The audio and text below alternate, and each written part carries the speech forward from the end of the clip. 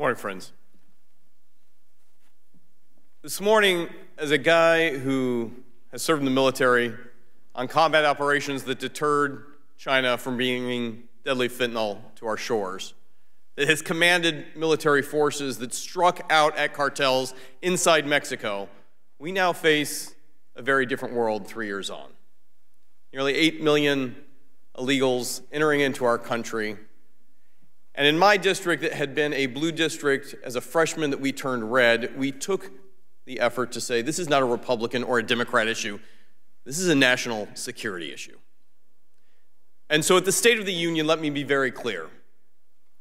My guest will be the Kidd family, and their story enshrines so much of the challenges that folks of all political backgrounds are facing.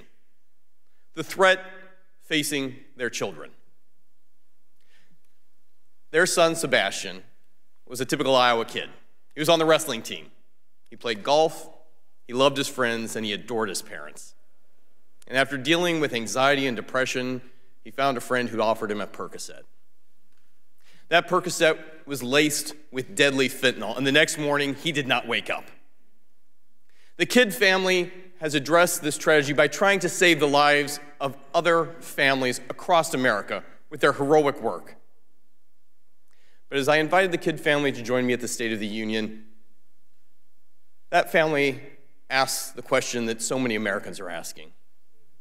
If we had just secured our border, would my son be alive today? And the reality is, we now have 3 years where choices were made in this White House that threaten the lives of families across America. Whether that be a nursing student in Georgia or Molly Tibbetts right in my hometown of Iowa. We have a situation where our country is under siege. A particular salute to our law enforcement in Iowa on I-35, the main interstate coming up from Mexico to Des Moines, where law enforcement seized 30,000 fentanyl pills. Let's be very clear. Pills produced and made by China, shipped to cartels in Mexico that showed up on American shores. This is simply a weapon of mass destruction, the #1 cause of death for folks my age down to my high school daughter's age. And so this Thursday, as the president comes forward, we need more than rhetoric. We need a plan.